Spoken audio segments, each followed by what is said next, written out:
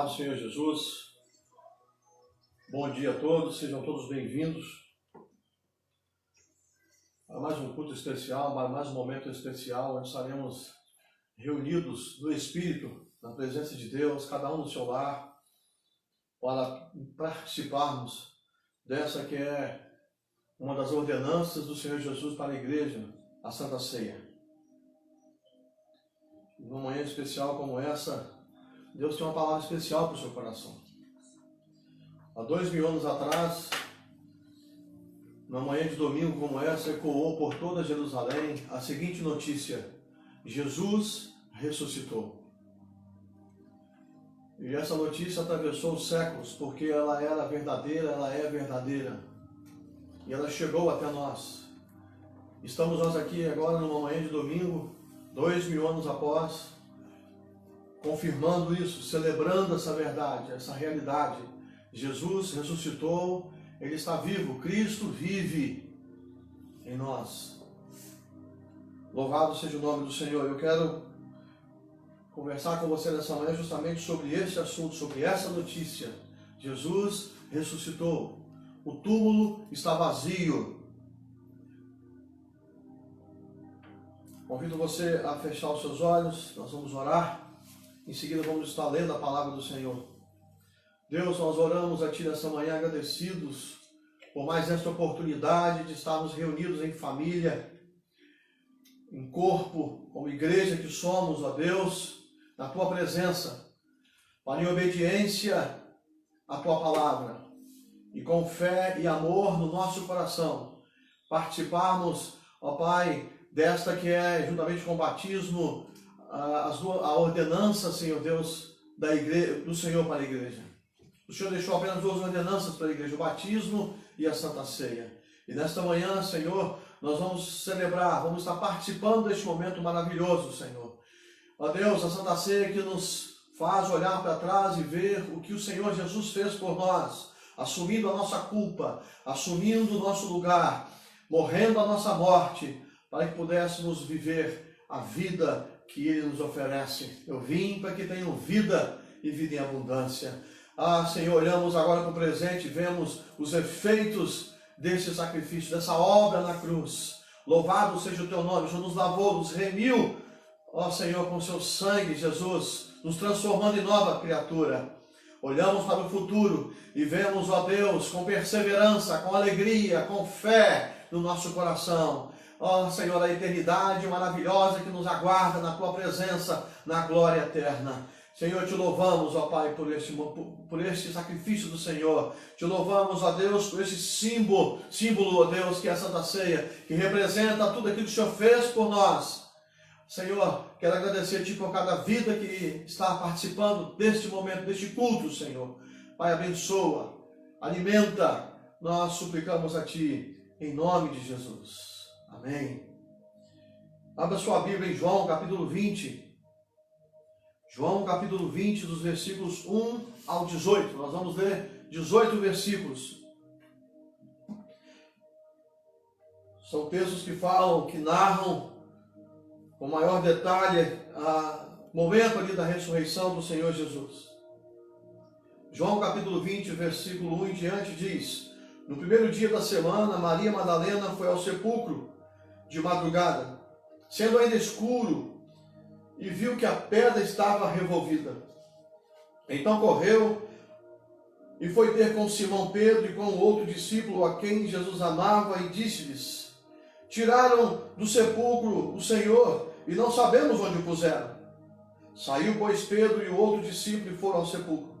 Ambos corriam juntos, mas o outro discípulo correu mais depressa do que Pedro e chegou primeiro ao sepulcro. E abaixando-se, viu os lençóis de linho, todavia não entrou. Então Simão Pedro, seguindo, chegou e entrou no sepulcro. Ele também viu os lençóis e o lenço que estivera sobre a cabeça de Jesus, e que não estava com os lençóis, mas deixado num lugar à parte.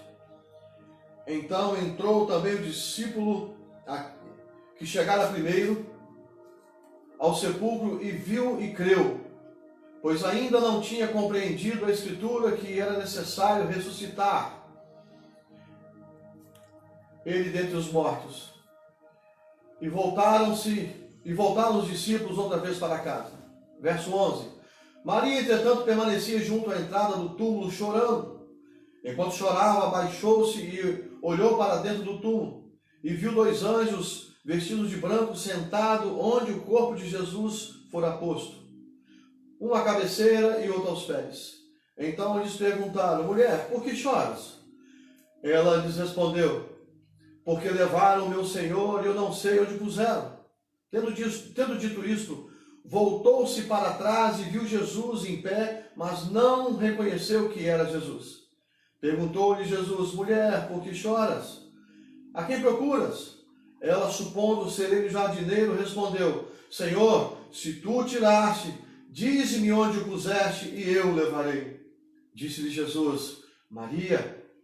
Ela, voltando-se, lhe disse em hebraico: Rabone, que quer dizer mestre. Recomendou-lhe Jesus: não me detenhas, porque ainda não subi para meu Pai.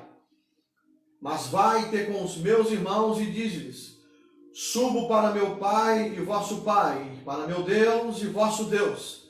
Então Maria Madalena anunciando aos discípulos. Então Maria Madalena saiu anunciando aos discípulos: viu o Senhor, e contava que ele dissera tais coisas. Amém. Louvado seja o nome do Senhor. A ressurreição de Jesus, ela é a pedra de esquina. Ela é o fundamento do cristianismo. Porque um Cristo vencido pela morte não poderia salvar a si mesmo, muito menos a nós. No entanto, a morte de Cristo não foi um acidente, nem a sua ressurreição uma surpresa. O apóstolo Paulo, escrevendo aos Coríntios sobre essa verdade fundamental, essa verdade que é a base do cristianismo, ele disse o seguinte, ali em Coríntios 15, versículo 4, que Jesus morreu segundo as Escrituras e Jesus ressuscitou segundo as Escrituras. Ou seja, tudo estava determinado, tudo estava planejado, nada foi feito de última hora. Jesus não foi morto porque Judas o traiu, os judeus o julgaram de forma errônea, porque Pilatos, embora sabendo que ele era inocente, o condenou covardemente. Não, ele morreu porque ele se entregou. Ele disse: ninguém toma minha vida, eu voluntariamente a dou. O apóstolo Paulo, falando isso, ele estava dizendo o seguinte, que a morte de Cristo, a ressurreição do Senhor Jesus já estava na agenda de Deus desde a eternidade. Sem a ressurreição de Jesus, a nossa fé seria vã. Sem a ressurreição de Jesus, a nossa pregação seria vazia.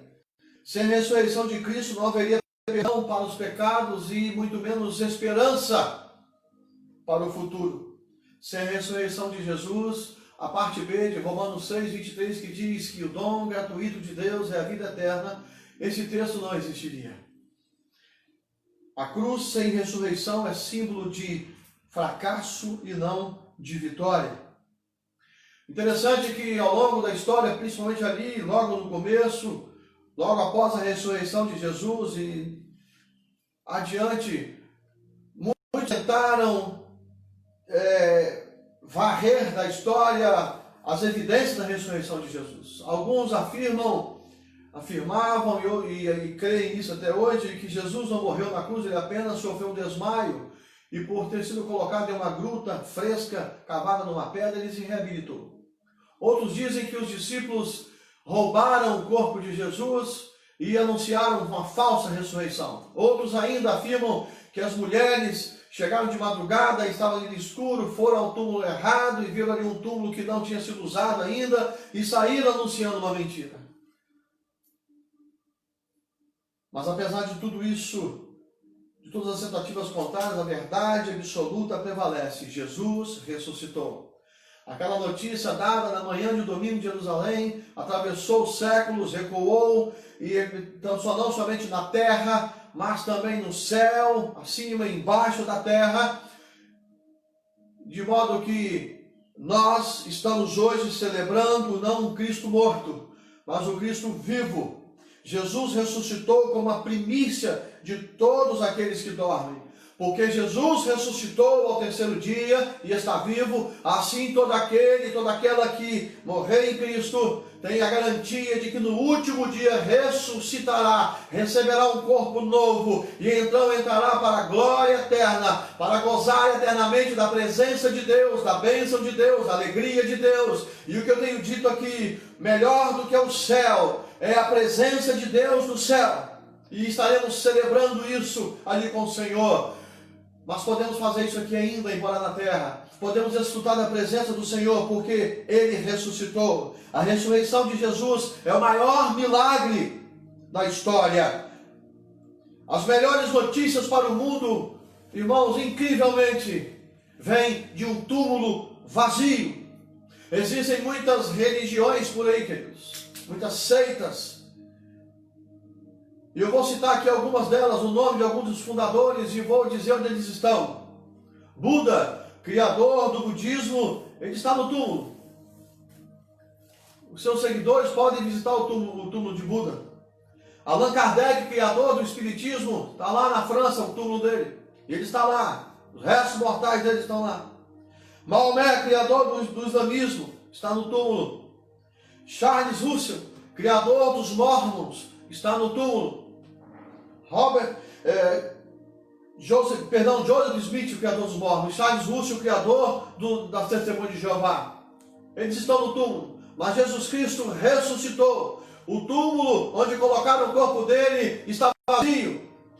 As pessoas podem ir lá visitar, a gruta está vazia. Por quê? Porque Jesus Cristo ressuscitou, Jesus Cristo está vivo, Cristo vive entre nós. Ele disse: eis que estou convosco todos os dias, até a consumação dos séculos. Meus irmãos, a cruz não foi usada para destruir Jesus. Pelo contrário, Jesus usou a cruz para derrotar, para colocar um fim no domínio do pecado, o pecado que te escravizava, que me escravizava, que escravizava a humanidade. Jesus colocou um fim no domínio do pecado. Jesus usou a cruz para vencer a morte. A cruz para muitos é o fim, mas para aquele que crê é apenas o início de uma nova história. Podemos dizer, portanto, que Jesus, ele matou a morte. Jesus aniquilou a morte. Em 1 Coríntios 15, 26, Paulo diz que a morte é o último inimigo a ser vencido. O que nós aprendemos com esse versículo? O que Paulo está dizendo com esse versículo? Que o cristão, quando morre, não acaba, não para ali. O cristão, ele não morre, ele passa pela morte, ele atravessa a morte. Embora o corpo físico daqueles que partiram em Cristo esteja no sepulcro, em algum lugar neste mundo, o espírito e a alma já estão gozando da eternidade com Cristo. Jesus disse para aquele ladrão à sua direita: hoje mesmo estarás comigo no paraíso. E isso acontece com aquele e com aquela que fecha os olhos deste mundo. Quando as cortinas da história do ser humano, da pessoa, se fecha para ela aqui nessa terra, para aquele e para aquela que tem Cristo no coração, para aquele e para aquela que é salvo no Senhor Jesus Cristo, que tem a sua vida lavada e remida no sangue do Senhor Jesus, quando fecha os olhos dessa terra, já se abre na presença da glória de Deus, no paraíso, e desfruta da presença de Deus.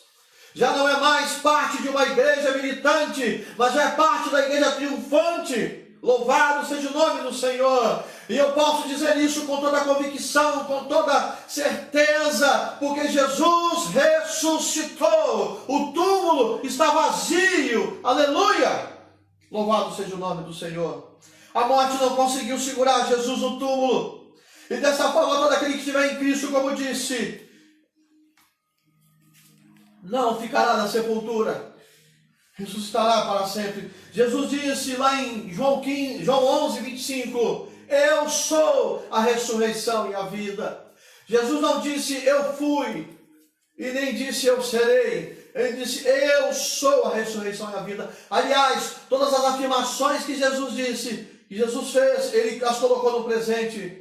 Se enumerarmos, foram 7 que ele disse. Ele disse primeiro, eu sou o pão da vida. Ele disse, eu vou ser. Não, eu sou o pão da vida. Ele disse: eu sou a luz do mundo, eu sou a porta das ovelhas, eu sou o bom pastor, eu sou a ressurreição e a vida, eu sou o caminho, a verdade e a vida, eu sou a videira verdadeira. O Deus a quem nós servimos, o Jesus a quem nós servimos, ele não era, ele não foi, ele não será, ele é o seu socorro bem presente na sua angústia, ele é aquele que alivia a sua alma dos fardos pesados que você tem carregado, ele é aquele que pode enxugar as suas lágrimas, ele é aquele que pode arrancar a angústia do seu coração e colocar alegria, porque ele é o seu Deus. Ele é aquele que pode arrancar a tribulação, a discórdia, a dor do seu coração. Ele é aquele que pode arrancar a inimizade, as contendas da sua família, da sua vida, e colocar a paz, porque ele diz: deixo-vos a paz, a minha paz nos dou. Meus irmãos, a morte é um assunto doloroso, a morte é um assunto que machuca, porque morte significa em si mesmo, a etimologia da palavra morte significa separação, rompimento.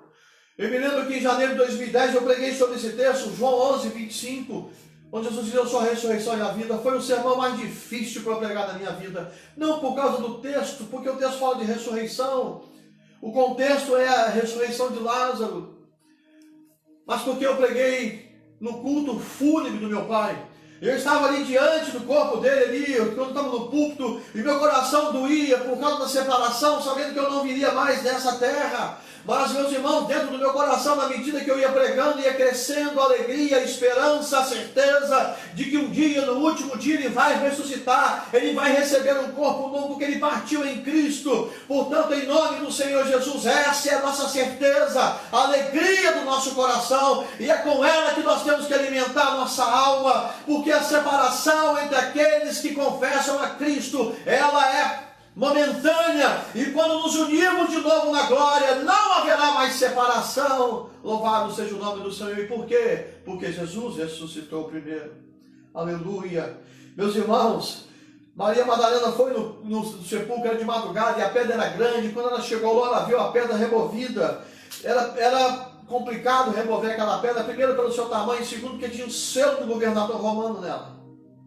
Era perigoso, era difícil e perigoso mexer naquela pedra.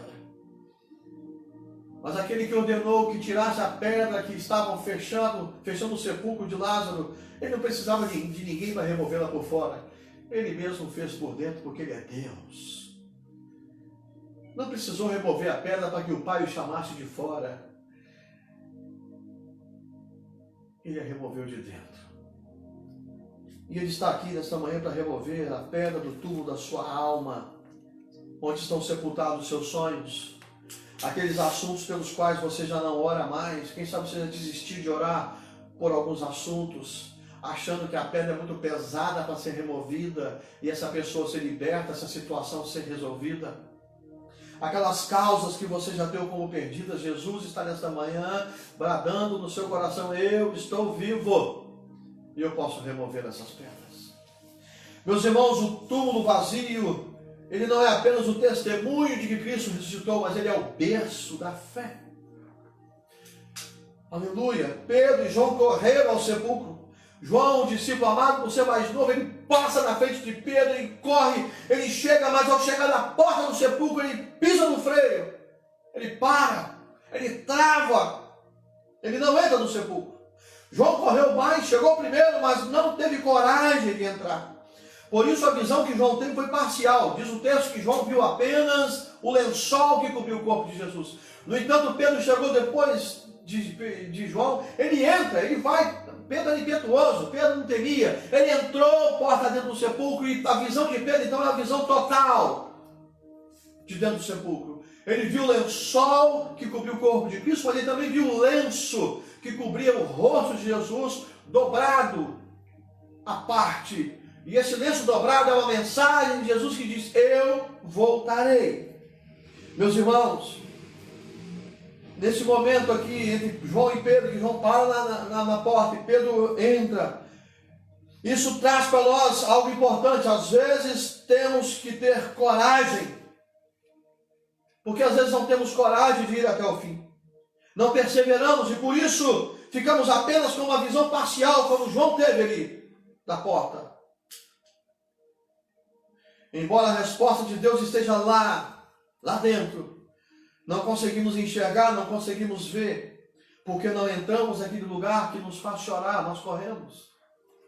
Não entramos naquele lugar onde temos que enfrentar a situação, nós fugimos. E achamos que por estar conversando com outras pessoas sobre aquilo que nos machuca, nós achamos que estamos enfrentando ou desabafando, não. Nós só estamos aumentando a nossa dor. Às vezes é necessário entrar onde não queremos. Estou falando aqui, irmãos, da questão espiritual, da questão psicológica. Precisamos enfrentar aquilo que nos machuca, porque é ali que vai estar a cura. É justamente nessas horas que Deus fala conosco. É justamente nesses lugares que Deus marca o encontro conosco. E por que Ele marca o encontro conosco? Justamente nesses lugares. Porque Ele quer nos curar. Lembra de Pedro? Logo adiante aqui no capítulo 21.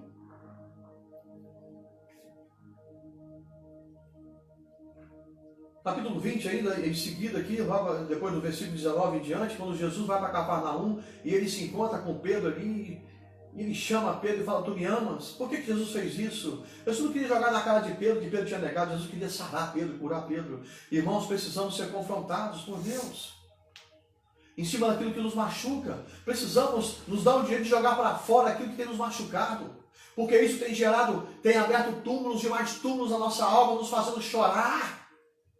E às vezes, você que está me ouvindo nessa manhã, me assistindo nessa manhã, você tem túmulos, sepulcros na sua alma, onde você senta na entrada e você chora por saudosismo, por lembrança do passado. Deus quer que você entre e você confronte essa situação e permita que Deus sare a tua alma, porque quando você entrar, você vai olhar para fora do sepulcro e você vai ver Jesus. E não vai pensar que Ele é um jardineiro, mas vai saber que Ele é Deus na sua vida. E Ele vai te sarar. Aquela mulher entrou naquele local chorando, mas ela saiu dali sorrindo, bradando. Meus irmãos, é preciso dar um passo à frente. João havia chegado até a porta do sepulcro e parou por ali. Mas logo, algo nos segurou ali, mas no entanto, eu fico pensando, o que pode ter segurado João naquele lugar, na porta? Quem sabe ficou com medo do que ele ia ver. As lembranças que ele deitava no peito do Senhor Jesus, sentava próximo dele. Sempre que Jesus ia para algum lugar à parte, o chamava também, justamente com Pedro e com Tiago.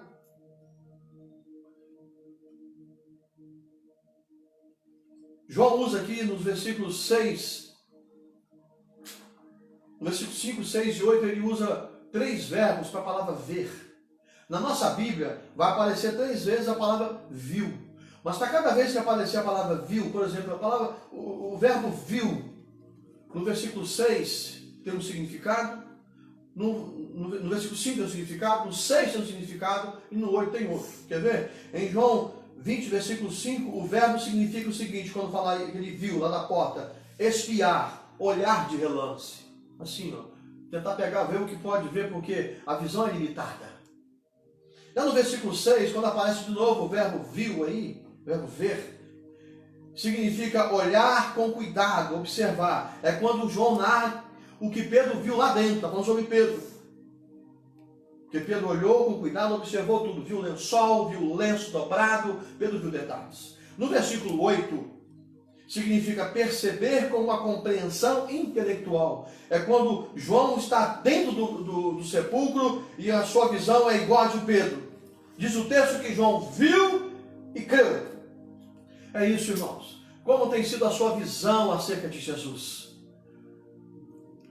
Uma visão parcial ou uma visão do todo? Em qual desses verbos aí se encaixa a sua visão? Se quisermos ter uma visão do todo, é necessário irmos até o fim. Temos que ir onde não queremos, entrarmos em lugares de onde nós temos fugido. E esta manhã Deus te convida, não fuja mais, em frente, entre, porque eu vou entrar com você. E eu vou te curar ali dentro, eu vou te sarar ali dentro, eu vou sarar as suas emoções ali dentro, eu vou restaurar a sua psique, a sua estrutura psicológica, eu vou sarar o seu coração, as suas emoções, porque eu sou o seu Deus, estou te convidando. Não estou te convidando para sentar no lugar de morte, estou convidando para sentar no lugar de vida. Embora fosse um túmulo, aquele túmulo já era uma notícia de vida e não mais de morte. Até onde você tem ido, até onde você é capaz de ir. Eu te digo uma coisa, você chegou até a porta, eu te convido, entre em frente e vença em nome de Jesus. Interessante, queridos, que no versículo 10 diz que Pedro e João voltaram outra vez para casa, mas o 11 diz que Maria Madalena permanecia ali. O que nós aprendemos com isso? O que o texto está dizendo para nós aqui? Que uns vão embora, uns não suportam. O que viu já está bom, vai embora. Outros não, outros permanecem, outros perseveram, outros ficam até o fim. E aqueles que ficam até o fim, esses são os mais que vencedores. Pedro viu mais que João porque teve coragem de entrar no sepulcro. Mas Maria viu mais do que Pedro e João porque ela permaneceu no sepulcro. Pedro e João foram até lá, entraram no sepulcro, viram o lençol, viram o lenço e foram embora. Maria viu o lençol, viu o lenço dobrado, o lenço que Jesus dobrou, mas ela viu quem dobrou o lenço. Ela viu Jesus. Ela não viu lençol e lenço. Ela viu lençol, o lenço e quem dobrou o lenço. Ela viu quem saiu, quem removeu a pedra. Ela viu quem havia ressuscitado. Ela viu Jesus, o Cristo ressurreto. Maria ficou no sepulcro chorando. O versículo 11 diz que Maria permanecia junto à entrada do túmulo chorando. E quando eu vejo Maria sentada à porta do túmulo chorando, eu me lembro do Salmo 126, versículo 5, que diz: os que semeiam com lágrimas, com júbilo ceifarão. A Bíblia NVT, nova versão transformadora, traz o texto dessa forma: os que semeiam com lágrimas colherão com gritos de alegria. E Maria foi a primeira a gritar: ele ressuscitou. Louvado seja o nome do Senhor. A perseverança é a diferença entre a vitória e o fracasso. A perseverança, queridos, ela é a diferença entre aqueles que contam história e aqueles que fazem história. Pedro estava num barco junto com os discípulos no meio da tempestade. Jesus vem andando sobre as águas e enquanto muitos gritaram: é um fantasma, Jesus disse: não temam, sou eu. Eles continuavam com medo, mas Pedro disse: se tu és mesmo Jesus, me manda ir ter contigo. Pedro perseverou, Pedro teve fé e Pedro foi. Muita gente fala: Pedro fracassou porque olhou para as águas. Meus irmãos, mas antes de Pedro fracassar, Pedro teve fé para andar sobre as águas. E eu não conheço nenhum cristão nessa terra que andou por cima das águas por ter perseverança. E ele andou por cima de águas revoltas, porque Jesus estava diante dele. Muitos da igreja primitiva e até hoje contam sobre um homem, e eu imagino um culto na igreja primitiva. Irmãos, certo dia estávamos no barco e de repente teve uma tempestade e Jesus veio sobre as águas. Então um dos nossos irmãos que estava lá conosco no barco, imagina um dos discípulos pregando essa mensagem. Ele desafiou: se tu és o Cristo, manda eu ter com o Senhor. E Jesus disse: vem. E ele saiu do barco e andou. E nesse momento Pedro pode levantar a mão e dizer: gente, fui eu. Eu sou esse homem. Você tem sido essa pessoa que no meio da tempestade, da dificuldade, tem levantado sua mão e falado: eu tenho perseverado. Minha família tem enfrentado tempestade, mas Jesus disse: venha. E nós saímos do barco do comodismo, da rotina, da dúvida, e nós estamos andando sobre a tempestade. As ondas estão batendo em nossas pernas de um lado e para o outro, mas nós não tiramos os nossos olhos de Jesus. Nós estamos caminhando sobre a tempestade. Essa pandemia é uma tempestade que tem assolado as nações, mas nós estamos caminhando sobre essa pandemia. Nós estamos crendo no Senhor e vamos sair lá na frente, porque essa tempestade vai passar.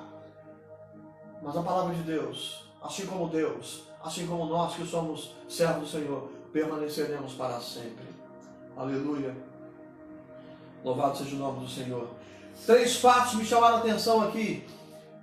No fato de Maria estar sentada no túmulo, nesse momento de Maria ter ficado. Aconteceram 3 coisas ali. Primeiro,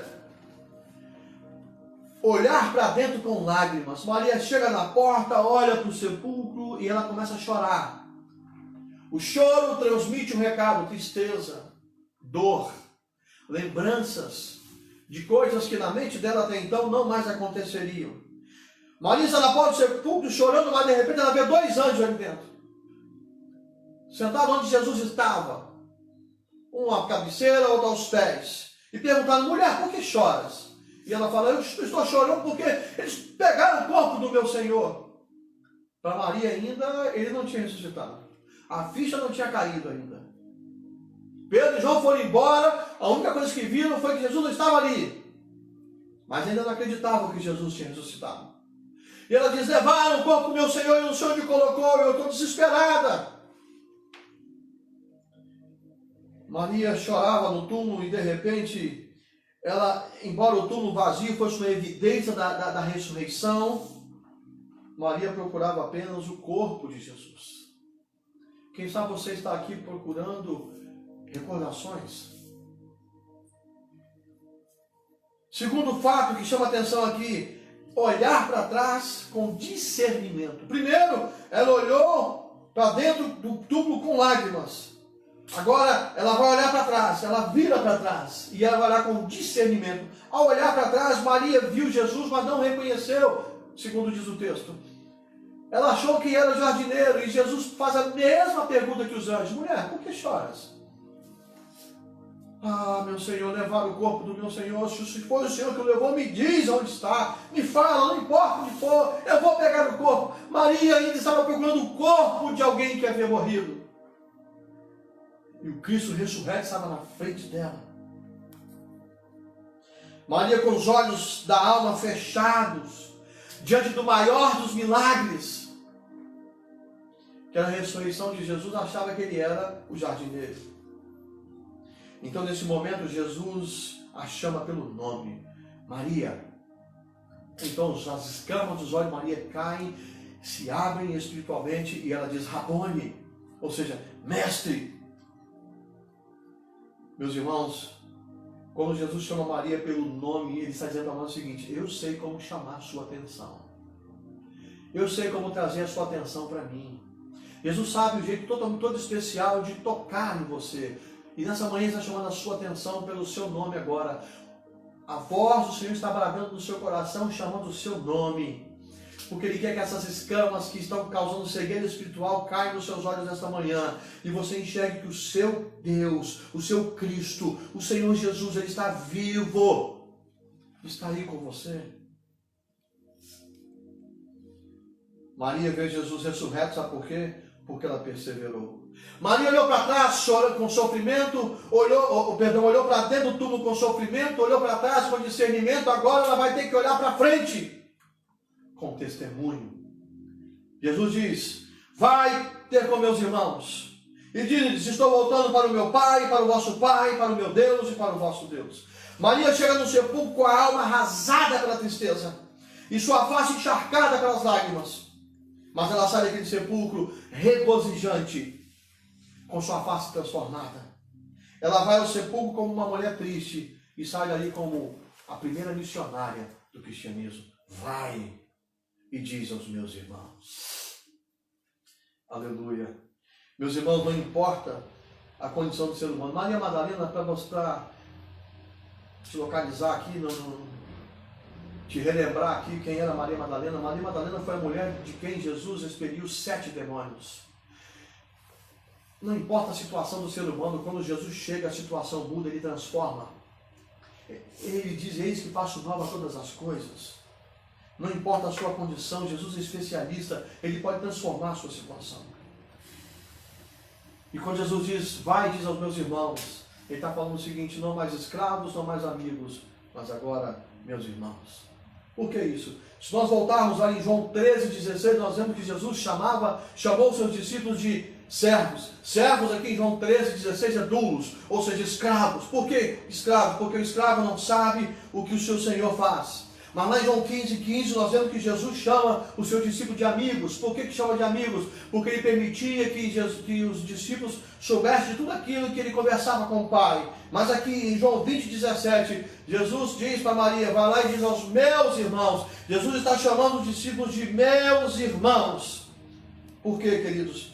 Porque conforme diz Colossenses 1,8, Ele é a cabeça do corpo, que é a igreja. Ele é o princípio, o primogênito de todos os mortos. Ele é o primeiro do gênero. Nós também somos filhos de Deus. Há um relacionamento crescente aqui, queridos. De escravos a amigos, de amigos a irmãos. Agora o Pai de Jesus é o nosso Pai. Agora Deus é o nosso Deus. Quando Jesus diz, meus irmãos, está dizendo o seguinte, somos da mesma família. Quando Jesus bradou lá na cruz, tetelestai, está consumado, ele está dizendo o seguinte, Pai, agora eles são da família. E você é da família? Você pertence a essa família? Você faz parte dessa família? Pertence, eu sei que você pertence, mas você se sente como fazendo parte? Você realmente se sente como irmã de Jesus? Eu concluo dizendo o seguinte, que a Bíblia narra que o pecado de Adão trouxe morte a todos os seres humanos. Mas a Bíblia também diz que tudo que nós perdemos foi conquistado por Jesus na cruz. Se o pecado de Adão trouxe morte a todos, a morte e ressurreição de Jesus na cruz trouxe vida e vida em abundância para todo aquele que crê. Só havia uma opção para a humanidade antes da cruz, morte, separação eterna de Deus.